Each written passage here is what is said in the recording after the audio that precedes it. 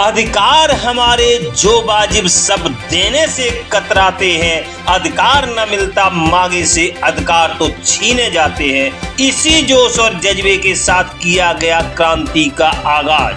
दिल्ली में बुलंद की देशभक्तों ने आवाज। न्याय और अधिकार की बुलंद और निडरता से आवाज उठाने के लिए एक मंच पर जुटे देशभक्त। देव भगत जी ट्रस्ट द्वारा किया गया कार्यक्रम का आयोजन। राष्ट्रीय राजधानी दिल्ली के निर्माण विहार स्थित SSS स्टूडियो में किया गया कार्यक्रम का आयोजन।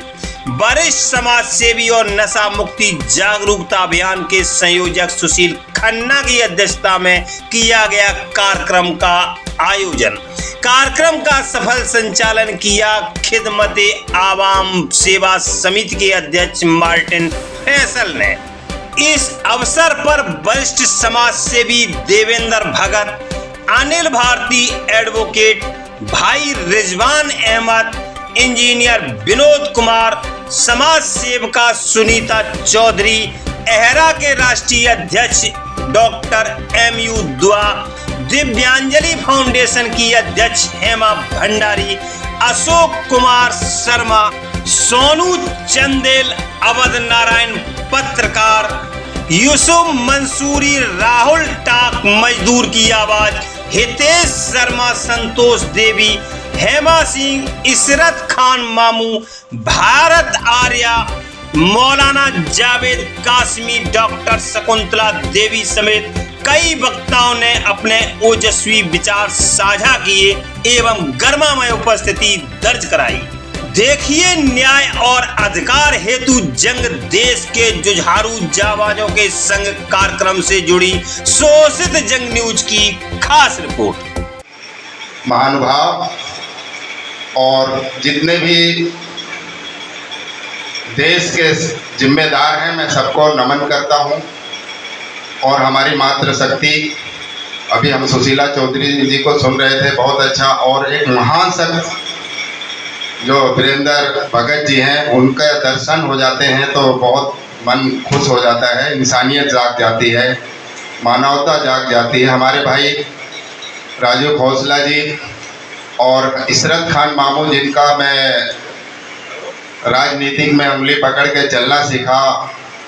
मैं खन्ना साहब के लिए तो मैं इतनी ही से बात कहूँगा, क्योंकि समय का अभाव भी है। मैं मानता हूँ कि एक 80 साल के बुजुर्ग ने आम के पौधे लगाए और उसमें पानी देना शुरू करा, तो लोगों ने कहा जब देखो तुम पानी देते रहते हो, पानी देते रहते हो, कौन सा तुम आम खाओगे?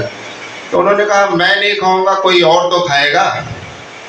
बोले यार तुम अपनी हालत तो देखो, तुम इतने उम्र दराज हो गए, औरों की ज़्यादा परवाह है। तो उन्होंने कहा कि भाई देखो मैं 80 साल का हो गया हूँ, मैंने 80 साल तक आम खाए हैं, क्या मैंने लगाए थे? अब मेरा जाने का वक्त हो गया, जाते जाते कम से कम अपना कर्ज तो उतार दूं। तो हमारे खन्ना साहब के अंदर वो जज्बा है।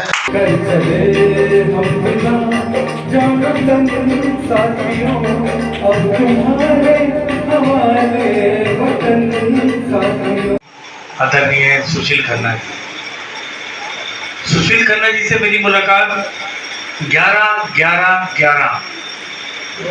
तारीख 11 नवंबर सन 2011 में हुई। तब से लेके आज तक हमारी नोक-झोंक बरकरार है। उसके बाद हमने, जैसे खन्ना साहब ने बताया, भीम ब्रिगेड का गठन किया। भीम ब्रिगेड का मतलब न्याय व अधिकार की जंग, आओ मिलकर लड़े आप और हम। सिर्फ एक प्रोफेसर भीम सिंह जी थे जिनकी Jammu Kashmir National People's Party थी, जिसका जन्म 23 मार्च 1982 को शहीद आजम भगत सिंह, राजगुरु सुखदेव जी के शहीदी दिवस पर हुआ। उनका मतलब था हक और इंसाफ की जंग, आओ मिलकर लड़े आप और हम। वो कहते थे समता, समानता, एकता, शांति, उन्नति। यही पैगाम कश्मीर से कन्याकुमारी तक देते रहे। वो कह रहे जहाँ समता होगी वहीं समानता होगी, जहाँ समानता होगी वहीं शांति होगी, जहाँ शांति होगी वहीं उन्नति होगी। यही पैगाम था। और पूर्व वक्ताओं की बातें सुनी मैंने, बड़ा अच्छा लगा।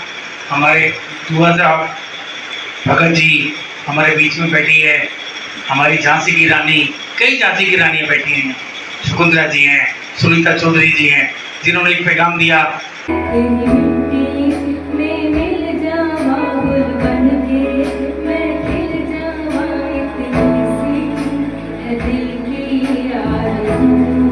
सारे को मेहनत करना नहीं चाहता कोई, और सहन करना नहीं चाहता, और जो तप और त्याग है जो हमारी जिंदगी में हुआ करता था वो नहीं रहा। अब तो शॉर्टकट है, कम से कम समय में ज़्यादा से ज़्यादा कैसे मिले, और वो सभी चाहते हैं, तो आएगा कहाँ से?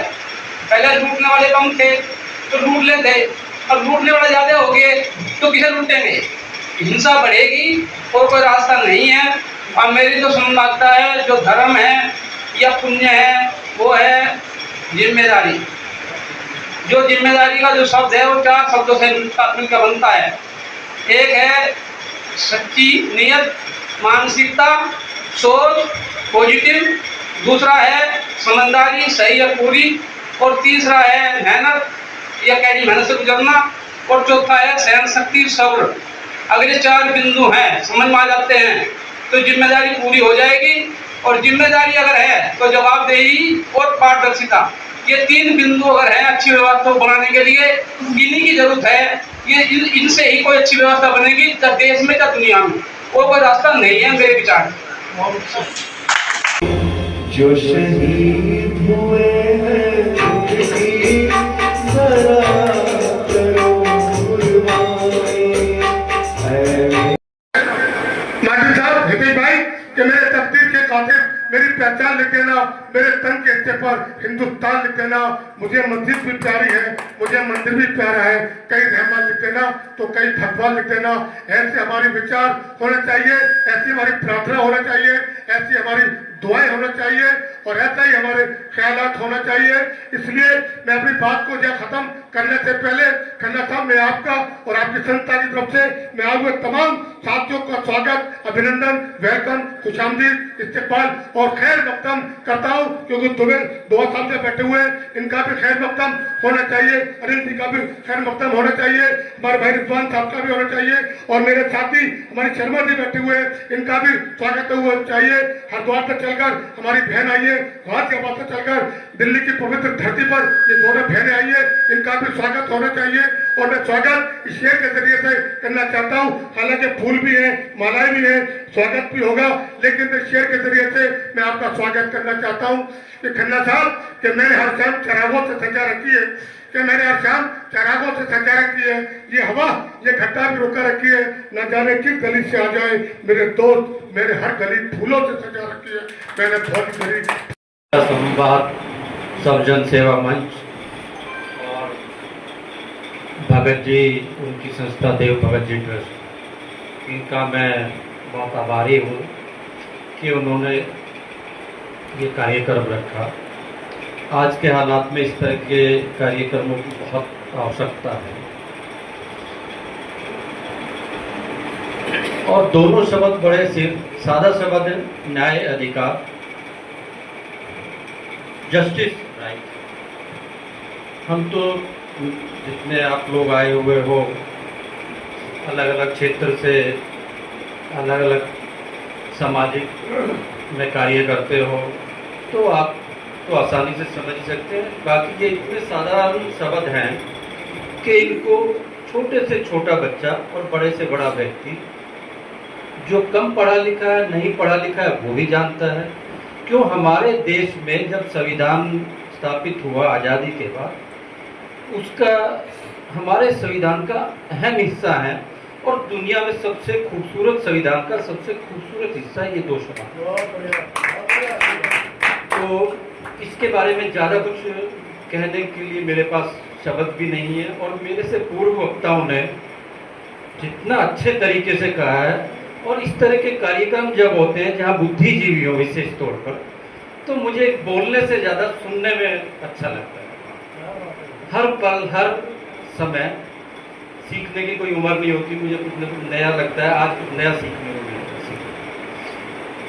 आज इन शब्दों की या इस कार्यक्रम की का विशेष महत्व है क्योंकि पिछले कुछ समय से हम जो देश के हालात देख रहे हैं, देश में लोगों को अपने सही जीवन से गुमराह करने के लिए, निजी स्वार्थ के लिए कह लो राजनीतिक लोगों के, वो हमें भटकाने के लिए कहीं और उलझाए रहते हैं और उससे वो अपना स्वार्थ सोचते, बाकी समाज का तो, देश का तो नुकसान है ही।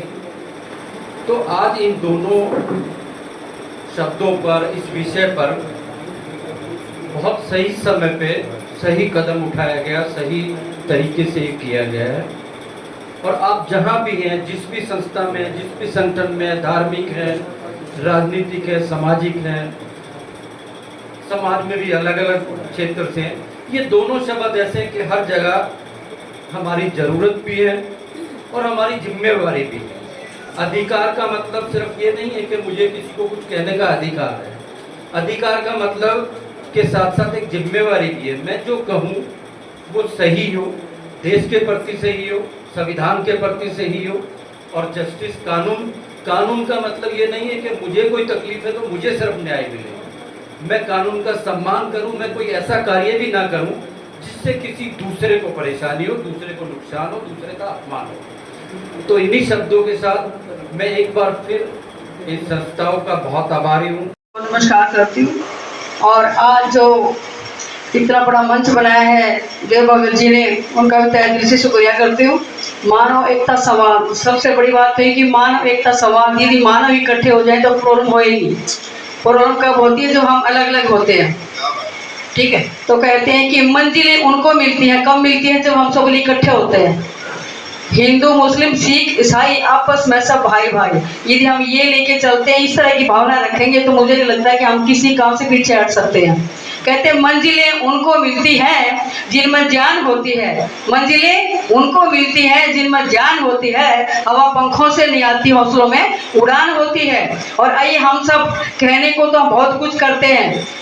नशा मुक्ति अभियान का, हम नशा मुक्ति और कम से कम 15 साल से तो हम खन्ना जी से जुड़े हुए हैं। और खन्ना जी हर जगह, आप सब जानते ही हो कि हर जगह मिलते हैं और मिलाते हैं। और बॉम्बे से जहांगीरपुरी और दिल्ली से अहमदाबाद पता नहीं कब मिला देते हैं। उनका फोन इतना अच्छा होता है कि 1 मिनट में आइए मुझसे मुलाकात कराता हूँ, पहुँचते नहीं लेकिन हमारी बात हो जाती है। तो आइए, हमें नशा मुक्ति का कम से कम 15 साल से पहली बार जब चले थे खन्ना जी को, पहली बार साइकिल पर यात्रा शुरू की थी इन्होंने, तो पहली बार जिस साइकिल चलाई थी हम सब वहीं पे इकट्ठे हुए थे। हमारा सौभाग्य है कि उस टाइम यात्रा शुरू की, हम उनके साथ थे। और आइए, जो एक नशा कहना बड़ा आसान है, नशा मुक्ति हम बंद कर देंगे, लेकिन बड़ा मुश्किल है, क्योंकि नशा मुक्ति को चलाने वाली बड़ी बड़ी तोहफे होती है। वो एक आम आदमी नहीं चला सकता। आप किसका साथ दोगे? हम कहेंगे जी चलो हमारे यहाँ पे तो थाने हैं, पुलिस है। क्या करती है थाना पुलिस? कुछ भी नहीं करती। वो क्या करती है, जहाँ पे नशा मुक्त खुला हुआ है वहां से उनको पैसे पहुंच जाते हैं, और कितना भी नशा करो कुछ फर्क नहीं पड़ने वाला। हमारी जगह देखो, आप जाके देखो कि जगह जगह छोटी छोटी छोटी दुकानें सुबह से शाम चल जाती है। कोई पुलिस वाले का कोई वो नहीं होता। कैसी कंप्लेंट किसके पास का हो? कंप्लेंट कहाँ जाएगी? कंप्लेंट की जाएगी तो पुलिस वाले के पास ही। पुलिस वाले का पहले ही अपना बनाया हुआ था। हम जो बहनें मेहनत करते हैं, क्योंकि इस नशे मुक्ति ने, इस नशे ने बड़े बड़े घरों को बर्बाद किया है। माँ रो रही है, बेटा रो रहा है, और इसके अलावा क्या देखो, छोटी सबसे बड़ी बात है कि छोटी सी उम्र लगे थे। आज नशा जो लगे, आज 8, 10 साल, 6 साल, 4 साल के बच्चे नशा लेके घूमते हैं। आज सुलोचन वगैरह क्या चला हुआ, वो लेते हैं सारा दिन रुमाल में डालते, उनको सूंघते रहते हैं।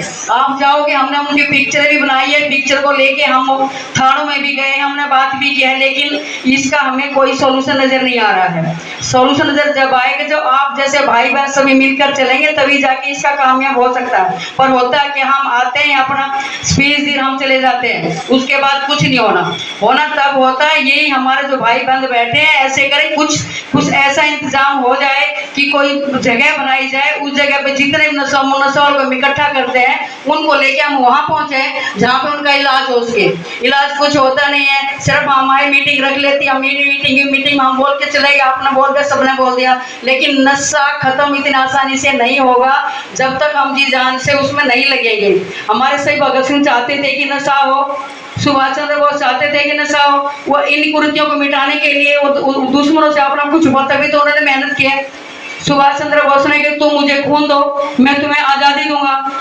ये सब हम ये कहते हैं कि आप हमारा साथ दो, मैं सबसे आगे मैं खड़ी होंगी, मैं भर लाइन में प्रत्येक से जो पीछे तक उसको साथ लेके चलूंगी, लेकिन उसका सॉल्यूशन होना चाहिए। हमें काम करना आता है लेकिन उसमें हमें सहयोग की जरूरत होती है, सहयोग देने वाले नहीं होते हैं, सिर्फ बातें करके हम चले जाते हैं। हर बारी मेरी हर स्पीच यही होती है कि कम से कम आज तक 15-16 साल हो गए, कोई तो ऐसा स्थान हमारे पास अपना हो जिसको हम कह सके अभी हाँ भाई तुम्हारे घर में दारू पीते शराब पीते, चलो मेरे साथ हम उसका सोल्यूशन करेंगे, वो नहीं हो पाता। तो सिर्फ हमें चलना है, चलने के लिए भी कहते हैं अब मैं जान जी जान से, मैं सुबह शाम दोपहर कुछ नहीं देखती, 24 घंटे मैं समाज के लिए हूँ। समाज मेरा साथ दे, बहन भाई मेरा साथ दे, तो मुझे परवाह नहीं कि कल क्या होना, कल की मुझे कोई परवाह नहीं है। तो इसलिए हमें जैसे जज्बात मजे को जज्बात देख के मुझे उसी टाइम बड़ा हुआ था कि मैं भी ऐसा करूँ कुछ काम आ जाए, लेकिन मुझे ये है कि वो तभी होगा जब हर भाई बहन हर हमारे सिद्दीकी साहब जो बहुत बड़े बड़े मौन चला रहे हैं, ट्रस्ट चल रहा है, सब कुछ चल रहे हैं, क्या कभी भी उन्होंने इस दर्द को महसूस किया है? ये दर्द उसी को ज्यादा महसूस हुआ जिसके घर से ये हानि हुई है, और वो हानि को हमने दूर करना तो दूर तभी हो पाएगा जब हम एक दूसरे का सहारा करेंगे। वो आग हमारे अंदर भी जगनी चाहिए, वो आग जलेगी तभी जाके हम आगे बढ़ सकेंगे। जी हाँ साथियों, अगर अभी तक आपने हमारे चैनल सो से जंग को सब्सक्राइब नहीं किया है तो सब्सक्राइब जरूर करें और बेल आइकन दबाना ना भूलें ताकि हर लेटेस्ट धमाकेदार खबरों की अपडेट आप तक पहुंचाई जा सके।